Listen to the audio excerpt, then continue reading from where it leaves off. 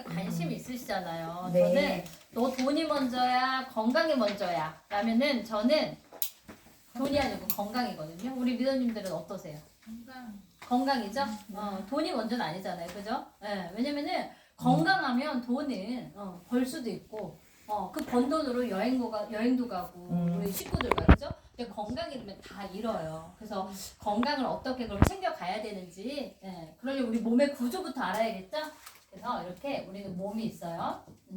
몸을 더 작은 단위로 이렇게 들어가 보면 이렇게 개통. 개통에는 뭐 있는지 아세요? 몇 가지 개통이 있을까요? 여러 가지.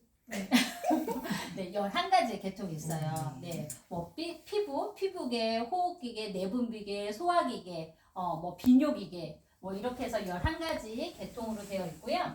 이 개통을 조금 더 작은 단위로 들여다보면은 이렇게 기관으로 되어 있어요. 기관. 기관은 우리 몸의 모든 장기, 뭐 심장, 위, 대장, 콩팥, 췌장 이런 여러 가지 장기들을 다 합쳐서 기관이라고 하고요. 이 기관을 조금 더 작은 단위로 들여다보면은 조직으로 되어 있어요. 조직. 조직은 많이 들어보셨을 거예요. 내가 조금 컨디션이 이상하고 조금 더 정밀한 검사를 좀 필요해. 이러면 우리가 병원 가면 조직 검사를 하자고 해요. 이 조직 검사를 하는 이유는 세포. 이 조직을 조금 더 작은 단위로 들어가 보면 세포로 이루어져 있거든요. 세포가 건강한지 아닌지. 왜냐면 이제 조직을 떼서 보면은 그 세포가 모양이 동글동글 탱글탱글 예쁜지 아니면 뾰족뾰족 모양이 이상한지 그리고 나한테 어떤 통증을 유발하는지 그걸 보기 위해서 이 세포 검사를 하는 거예요. 이 세포는 다 똑같아요. 흑인, 백인, 뭐 황인종 다 똑같이 다 세포로 이루어져 있어요.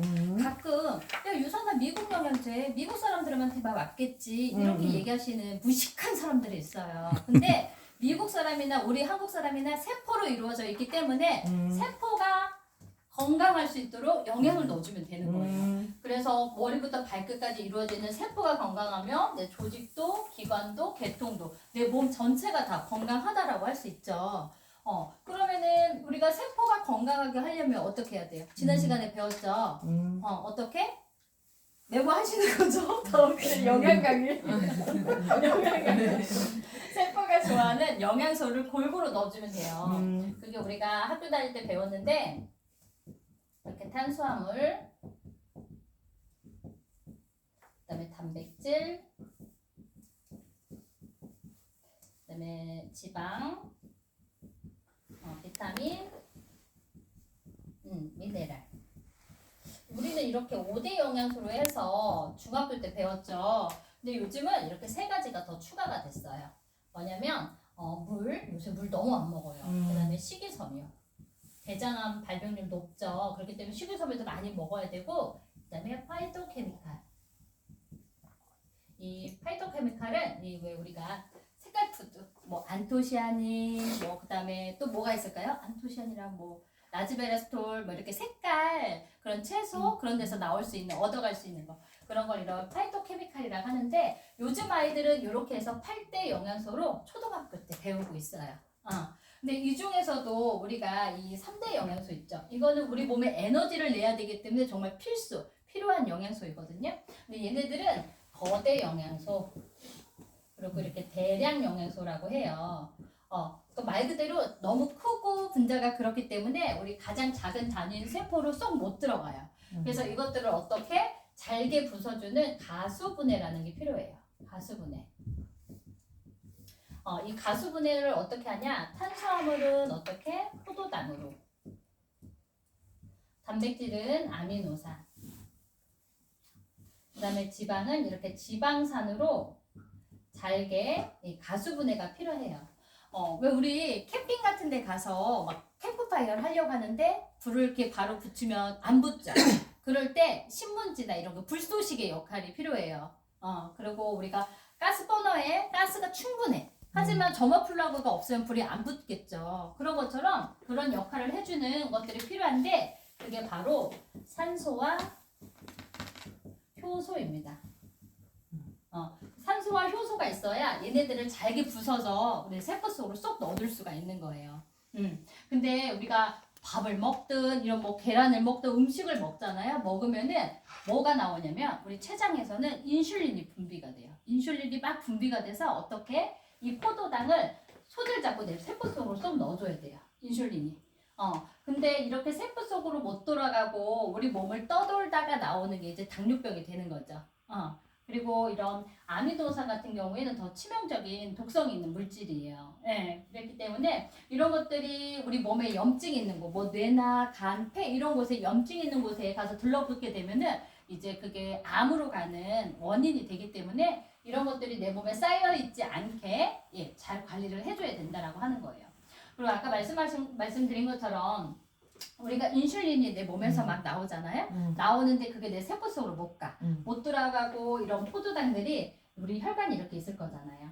혈관에 가는데 그냥 이렇게 떠돌아다니는 게 아니라 이 얇은 우리 혈관의 벽을 막 이렇게 스크래치를 내는 거예요. 막 스크래치를 내. 그러면은 어떻게 압이 올라가겠죠. 압력이 올라가니까 우리 간에서는 이제 콜레스테롤을 분비를 하는 거예요. 왜냐면 저 압력을 잡아야 되니까. 그래서 콜레스테롤을 막 올라가면은 또 병원에서 무슨 약 처방해줘요? 콜레스테롤 약 처방. 왜냐면 그거를 고지혈을 낮춰야 되니까 고지혈증 약을 또 처방을 해줘요. 근데 이런 콜레스테롤이나 고지혈이나 이런 당뇨, 그래서 세 개는 한번 걸리게 되면 같이 오게 되는 거야. 그래서 당뇨로 인한 고혈압, 당뇨로 인한 고지혈증. 근데 이런 약들을 많이 먹으면 문제가 뭐냐면 솔직히 우리가 병원 가면 야 나이 먹으면 다 걸려서 먹는 약이야. 사실 우리 부모님들도 다 그렇게 한두 개씩 다 드시잖아요. 근데 문제가 그 왜 양면에 동전의 양면처럼 부작용이 굉장히 많아요. 근데 그런 부작용들을 우리 의사들이 얘기를 안 해주잖아요. 그죠? 그런 걸 우리가 이제 대증요법이라고 하거든요. 그냥 그 증상, 수치만 낮추는. 하지만 나중에 그것들이 이제 골마 터져서 합병증이 더 커지는 거예요. 그리고 심장 그 고혈압 약은 그 혈압을 낮추기 위해서 먹지만 나중에는 우리 심장을 망가뜨린다. 그 부작용에 그렇게 써 있어요. 그리고 콜레스테롤 고지혈증 약 저희 엄마가 굉장히 오래 드셨거든요. 근데 부작용이 그 근육통. 온몸이 다 아파. 근육도 이제 연세가 있으시니까 그렇기도 하지만 그런 부작용. 그리고 잠이 안 와요. 그러니까 엄마 그 약을 너무 많이 오래 먹어서 그렇다는 걸 다들 알고 있잖아요. 그래서 제가 코큐텐이나 이런 거를 계속 제가 보내드리고 있거든요. 같이 드실 수 있도록. 그렇기 때문에 그렇게 걸리지 않게 하려면 어떻게 해야 되냐? 잘 가수분해 시켜야 되는데 비타민 미네랄.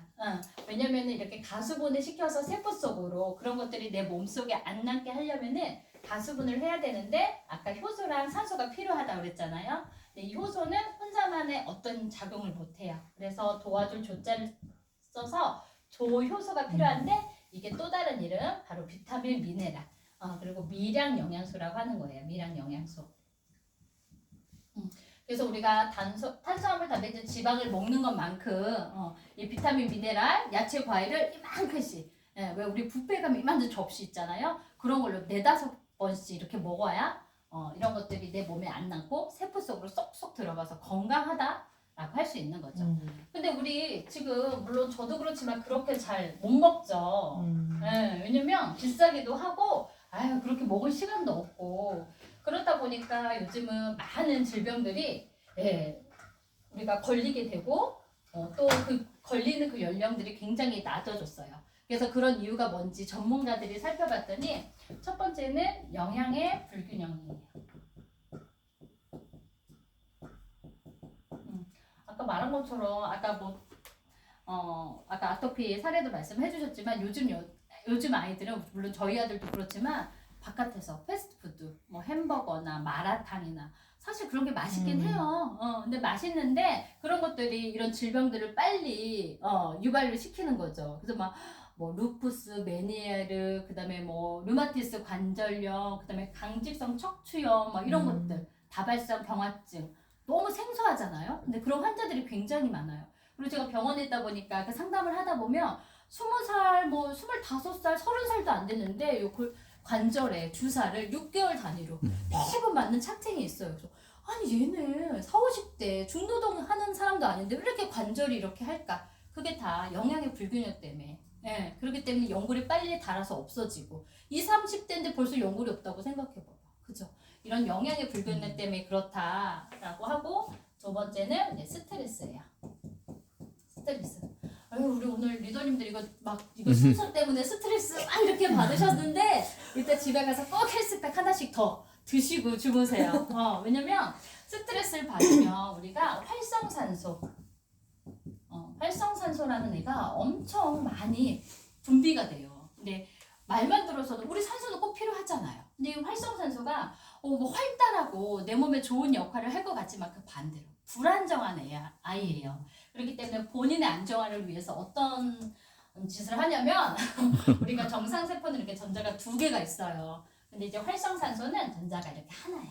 불안정하겠죠. 그러니까 본인의 안정화를 위해서 전자 하나를 이렇게 뺏어가. 그러면은 이 활성산소의 공격을 받은 이 세포는 이제 산화가 된 거예요. 이런 산화된 세포가 이런 활성산소의 공격을 3-4번 이상 꾸준히 받게 되면은 그게 바로 암이에요. 암. 그랬을 때 우리한테 필요한 게 뭐냐면 항산화제. 항산화라는 것들인데 그거는 전자가 이렇게 6개예요. 전자가 6개니까 많으니까 우리 나눠주고 싶잖아요. 그렇기 때문에 이렇게 본인의 전자 하나를 떼서 여기 산화된 세포한테도 주고 이렇게 활성산소한테도 보내는 거예요. 네, 그런 다음에 이것들을 중화를 시키는 거죠. 본인의 전자를 줘서. 그럼 이렇게 본인의 전자를 다 잃은 상태로 우리 몸을 이렇게 떠돌아 다니다가 우리 왜 영양제를 1-2개 먹진 않잖아요. 뭐 눈에 좋은 거 먹고 내가 또 간에 조금 안 좋아? 간에 좋은 것도 이렇게 먹잖아요. 그럼 저는 비전엑스를 너무 좋아하거든요. 이렇게 눈에 대한 항산화제를 먹었어. 그럼 여기에는 전자 하나를 얘한테 주는 거예요. 그럼 신기하게 6개가 다 또로로 하고 살아나요. 그렇기 때문에 전문가들 우리 왜 요새 건강기능 프로그램 엄청 많잖아요. 왜냐면 요새 현대인들은 건강하게 오래 살고 싶어서 그런 건강 프로그램들이 굉장히 많아지는데 거기에서 이제 전문가들 의사 약사 이런 전문 건강 그분들이 나와서 하는 얘기가 1-2가지의 비타민 미네랄을 먹기보다는 여러 가지 항산화제를 같이 먹었을 때 시너지 효과가 더 높다 이렇게 얘기를 해요. 그래서 꼭 이렇게 같이 챙겨 드시면 되고 네, 그리고 3번째는 환경오염입니다.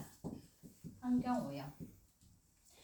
이 환경오염은 저도 예전에는 뭐 건강에 대한 염려증은 있었어요. 뭐 이명의 이석증도 있었고 가족 중에 당뇨, 뭐 고혈압 이런 분들이 많이 있어가지고 그래서 항상 건강은 챙겨야겠다 했을 때 영양제는 챙겨 먹고 있었어요. 근데 그때는 이제 잘 몰랐을 때고 그리고 야채 과일 더 많이 잘 먹으면 되지라는 생각으로 왜 케일 아시죠? 케일에다가 사과해서 막 흡수 안 된다고 해서 올리브유 막 넣어서 이렇게 먹고 했는데 그런 것들은 그냥 그 형태의 것이지 그런 것들로 인해서 내가 비타민 미네랄을 가져갈 수가 없더라고요. 왜냐면 요즘은 땅에 미네랄이 100%다 고갈이에요. 특히 우리나라 같은 경우에는 속성 재배를 하죠. 모종하고 빨리 수확하고 모종하고 수확하고. 근데 이런 선진국 미국이나 유럽 같은 데는 좀 휴작을 할 수 있도록 그 땅을 쉴 수 있는 기간을 이렇게 준대요. 왜냐면 미네랄이 충분히 이렇게 자연적으로 채워질 때 다시 너네들이 이렇게 지을 수 있도록. 근데 우리 같이 땅덩어리가 작은 나라가 그렇게 하라겠으면 우리 아빠부터 안 된다 막 그러실 거예요. 그렇기 때문에 비타민 미네랄이 부족해서 우리가 먹는 것들로 가져갈 수가 없는 거예요. 그리고 이것들이 싹을 나가서 이렇게 뭐 수확이 된다고 했을 때 이 비타민은 우리를 햇빛을 통해서 비타민을 이렇게 흡수를 하거든요. 근데 우린 이렇게 비닐하우스를 치우잖아요. 그죠? 그래서 속성 재배. 그래서 그 안에 열기로만 익혀서 막 우리가 먹는 것이지 그 비타민 미네랄을 충분히 가져갈 수 없다.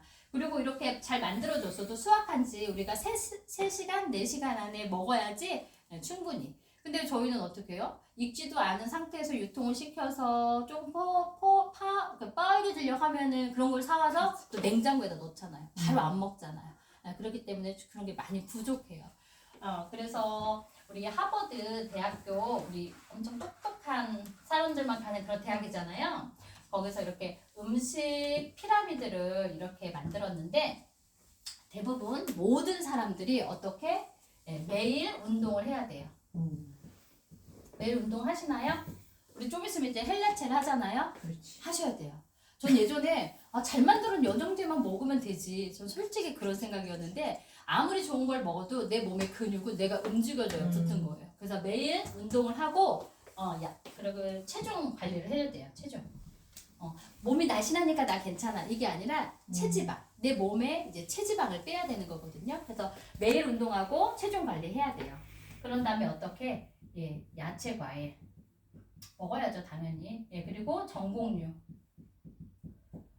뭐 현미, 귀리, 뭐 이런 콩 같은 거, 이런 전곡류 먹어야 되고요. 이제 몸에 좋은 기름, 뭐 올리브 오일이나 들기름, 참기름 이런 것들이 되겠죠.